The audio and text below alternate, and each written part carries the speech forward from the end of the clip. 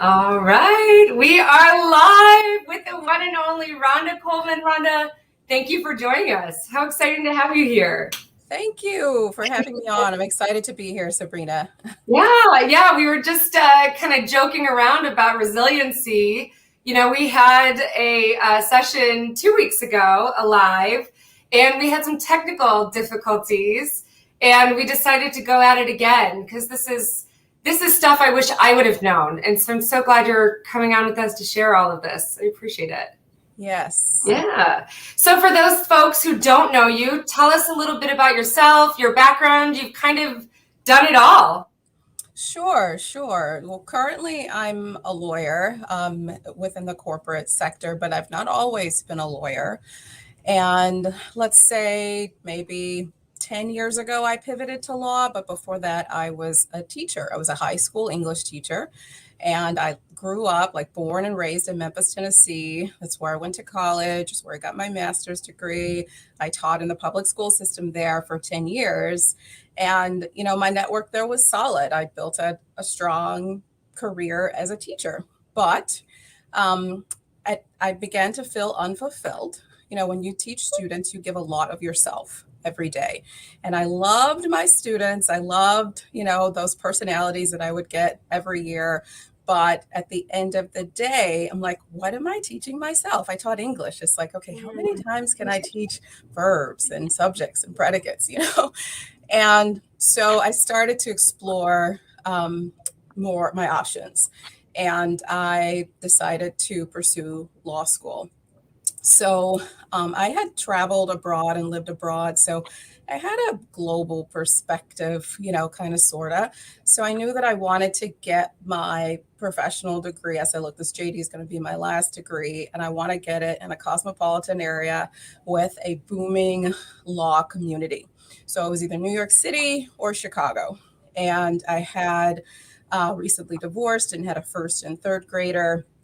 So Chicago, I got into Loyola University of Chicago. It was great for me because it's a small New York, but still very family friendly, easier to navigate than New York. So I went with Chicago and went to law school, and I loved every minute of law school. People say you love it or you hate it. And I loved it because I made the conscious choice to pivot to law. I was just learning so much, pouring into myself every day, growing, expanding, exploring the city, with my kids. So I loved it. But when it came time to get a job, it was very difficult. It was difficult to navigate that process as a non-traditional student. So I underestimated the impact of not having a ready-made network in Chicago. So I had to build that myself while raising two kids. And I honestly underestimated the impact of being a Black woman. Okay. Wow. I came from an environment where I was extremely nurtured and supported, in my community. My parents raised me to, like, feel like I could do anything, go anywhere, be anything, and my life had unfolded that way. But when I got, into law school and had to figure out, like, where am I going to work afterwards, that was a struggle. Yeah. I can only imagine being a single mom, taking on your doctorate's degree, taking on, this whole new industry. Today we're talking about seeing opportunity, and, you took some massive shifts that I think otherwise would be so incredibly intimidating that most people wouldn't do it. And then to get from that place to where you are now as a deal strategist for Google, and you've kind of worked the gamut. You've worked at some of the largest, most innovative companies in the world, and strategic. So how did you start to see that opportunity? I mean, those leaps are not one that might be natural for most people to see. You know what I mean? Right. I completely understand. So the first leap, going from teaching to law, I had entertained the idea of going to law school after undergrad. had taken, like signed up to take the LSAT and everything, but I was just like, I'm not ready to do all that reading. That's a really big commitment, you know? So it was a thought that where the seed had already been planted within me. So I revisited it. And I know my aunt told me once, like, sometimes you may not know exactly where you're going, but you know whatever's behind you is supposed to stay behind you. That's not where you're supposed to be. So I had to have some faith that, you know, as I moved forward, things would unfold and work out, right? Yeah. So that took me to Chicago. And once I got there and started to realize, okay, I'm a non-traditional student and in the field of law, you know, the track that I thought I was going to follow is not going to be it. You know, I thought that I would get like on that first summer after law school when all the firms come and interview you. I thought I'd get a summer gig and then end up working at the law firm and be able to work reasonable hours. You know, I had this really naive perspective, honestly, of how it would go. But, you know, when it didn't go that way, I had to figure out what to do. So circumstances kind of forced me to think outside the box and to see opportunity where maybe someone else would not. So how do you break that down? How do we make this actionable for other people? Because I think, you know, when I look at, you know, your background and when I look at some of the most influential people or organizations in the world, they all do something the exact same, which is they think outside the box and they see problems and solve problems differently than how, you know, most people would. You know, we're all used to horse and buggy, and then in comes Ford with, you know, the car. And how do you know, is there a process or a tip that you can give that you know, looking back, you go, you know what, I'm really glad I did this because it really started to open my eyes to some of the opportunities that otherwise wouldn't have been there? Yes. So I can just tell people what I did. I had to divorce myself from the opinions of others. I think one of my podcast guests put it that way. I had to kind of get rid of the external forces and what the step 1, 2, 3 was that they said I should take because I couldn't take those and figure out another way. So I would make a list of my overall broad interests and goals, right?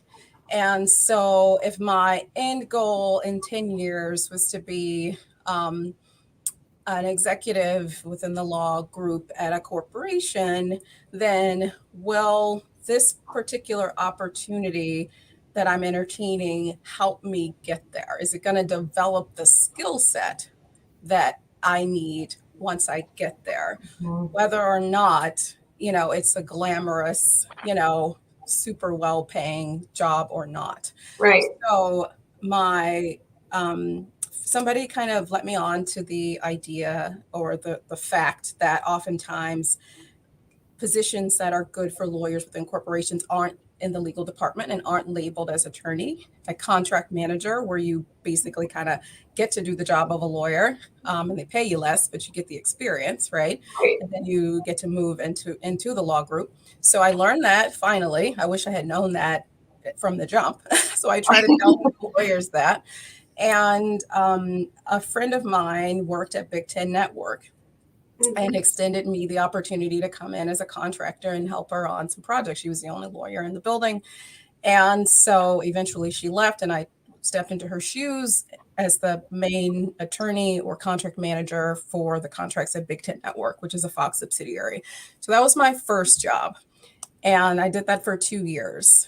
Once I reached the ceiling, something else you have to do is kind of constantly evaluate your goals, you know, where you are when things start to not feel right, when you start to feel like you're not growing, you know, expanding, you're not moving towards your goals, and you need to reevaluate. It's always good to reassess, reevaluate. You don't have to stay in a position for 5 years, 10 years, you know, if it's not working for you. I know my dad, you know, that was his generation. You work somewhere 30 years, you retire. I took that, ideology into my teaching career. I worked 10 years in the same school district. I thought I would be able to apply that skill, that mindset in law, but that I had to change that. Right. For sure. Even in tech. And you bring up such a good point, because so much of this applies to life and business. We talk about this concept of agile, being flexible. We just built out a campaign around flexible remote workforces. And, how do you really remain agile as an organization? So how often do you really evaluate? At what point do you say, okay, I need to give this a minute? And at what point do you say, you know what, no, we're ready for that next iteration, that, 2.0, 3.0, whatever it is? Yeah. So for me at Big Ten Network, it was when I was not growing anymore as a lawyer. There were no senior attorneys in the building with me. They were all in California. I couldn't move to California. I had to stay in Chicago because I had a family. So I'm like, I need to continue to develop my legal skill set, but also continue to advance, toward my long-term goal. And so my husband now, my second marriage, which is beautiful, he is a historian and was working on a book on the history of chess. And so we ended up at the St. Louis Chess Club. He was presenting his talk, and the manager of the club was curious about me, like what I do. And so I told her I'm a lawyer, I work in sports entertainment. And she goes, oh, we really want to push chess, US chess, into mainstream culture as a spectator sport. And so I said, oh, okay, that's very cool, and she goes, would you be interested in chatting about that? I was like, well, I'm a lawyer, I work around this. I support marketing and branding. But I said, but if I were you, I would do X, Y, Z, right? Because you're trained to critically think and analyze and evaluate as a lawyer. That's what makes us valuable within any industry, I think. So she asked me, hey, let's talk Monday. And we talked, and I put a proposal together and presented it to legs of the tour. And all of this was just like impromptu. She's like, I want you to present your proposal to the group. And the group ended up being somebody in Paris, somebody in London, somebody in. So I said, okay, this is a pretty big deal. At the same time, I worked within major corporations such as Aon and Caterpillar via Axiom. Axiom allowed me to continue to grow and develop as a corporate transactional attorney. And then my relationship with the chess industry complemented that. Wow. Yeah. Complemented my vision, I guess. Yeah. I mean, what I'm noticing, because I'm constantly trying to, find these correlations and these patterns, is that you're open to networking. I think that's a big one. You're open to reevaluating. You're not stuck on a plan, but you've got one. And I think that a lot of times we can over-rotate one or the other, where we have no plan and we're just, fly by the seat of our pants, or we have too much of a plan. We're so rigid that we really can't think outside of it. And the other thing that I think is so incredibly powerful, and this goes, again, back to business, but also personally, as a personal development, is you are almost always open to hearing someone else's ideas and truly hearing what they have to say. I don't know many transactional entertainment attorneys working for one of the largest networks in the country by far, if not the world, say, you know what, I think I can help manage and position, the world's top chess player. But you didn't say no to it. And I think a lot of times we can be so narrow focused. I'll use the well overplayed use case of Uber. I don't know if many other organizations would have said, we've got a software company, let's revolutionize the taxi, industry. Mm-hmm. And there was nothing new about the idea of a software. I mean, we've been doing this for quite some time. But the fact that they realized that they could innovate something from a different angle, the fact that they saw that there was an opportunity and they saw that opportunity and seized on it, because even if the taxi industry had realized what Uber realized, that there was this market, this need, they wouldn't have been able to iterate because they were so stuck in, we have cars, this is our operation plan.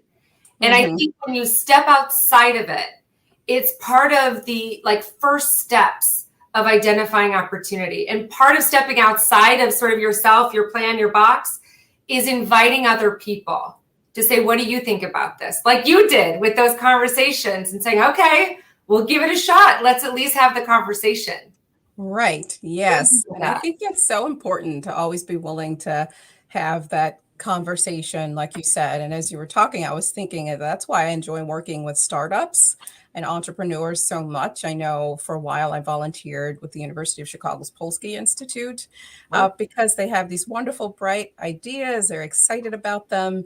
They're thinking outside the box. They're thinking about what the world needs, and to be able to support their I guess dreams or ambition is exhilarating for me, which is why the opportunity with Google Cloud, which is a big corporate startup, was so attractive to me and kind of fit within my interest. Yeah. Right. And that's the next sort of progression, is then you went on this sort of tour, but then you went on to Google Cloud. And I know that there were a couple stops along the way, including Accenture, and I'm probably forgetting a few, but some really large, like I said, strategic, organizations. So what brought you to Google Cloud then? What another leap, Right. So, I'm in the entertainment, sports, corporate world. I'd worked across industries. When I work as a corporate transactional business attorney, the contracting was always the core. Because you can take that skill set across industries. I am also, very clear that I have to make a living and support my children. So my ambitions or interests don't override practicality. So I'm always assessing the skills that I'm developing and making sure that they transfer. However, when I was approached by a Facebook recruiter a few years ago who saw my LinkedIn profile and saw my contracting negotiating experience, I didn't think my skill set fit into tech. I hadn't thought about it. Like as an in-house lawyer, you see all kinds of agreements, of course, kind of worked with some tech agreements, some licensing stuff. So I had just taken a job at a firm. And so I wasn't ready to move to Washington State, but she's like, how about you just take an exploratory interview? And I said, sure. And I'm glad I did, because throughout the process, I was like, whoa, I like the tech industry. It's always changing, growing fast, innovative, exciting. That appeals to my need to continue to grow and learn new stuff and expand. But I did realize that my contracting, negotiating skill set fit within tech.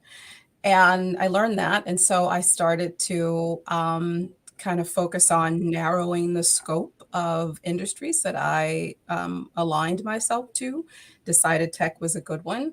And so from there, when I was ready to move into tech, I interviewed with Microsoft and other entities, and did well, and ended up at Accenture, where I learned a ton about technology, met some wonderful people, and that led me to Google. I took the Google opportunity because it's a startup, and I love that. I feel like there's lots of opportunities for growth, lots of opportunities to make a difference. Yes, that's right. And I know we only have 20 minutes. There's so many good just nuggets in here. When you talked about divorcing yourself from other people's opinions, there's so many good nuggets. And something you just talked about, I want to make sure we highlight before we run, is you're constantly seeking growth. That's really powerful. And I can tell you that studies of innovative leaders and innovative organizations show that they're constantly innovating. That's just first and foremost. They're also constantly learning, and they build powerful teams. And so I think just kind of looking back at what you've done and where you're going, and I'm so excited for you for what's ahead. I mean, just think what's behind you. Think about what's ahead, you know? So I just see that there's just those powerful pieces that you've so perfected and leaned into and continue to. I mean, I've never heard you say, you know what, I'm done growing in that area. I've mastered that. I'm good there. And I think that's, you know, that's something that I'm going to learn from you. And I hope people watching this learn from you and take away. So we've got to wrap up, unfortunately, but where can people find you? I know you've got a podcast, you've got a great presence. How do they get a hold of you? Yeah, so you can find my podcast and blogs at rhondacolemanwandel.com. Or you can email me at rhondacoleman@google.com. There you go. All right. Well, thank you again. You're an exceptional person. I'm so glad you could be here, and I'm so excited to see what's next for you. You know? Thank you, Sabrina. Enjoy the rest of your day. Bye, everyone. Bye.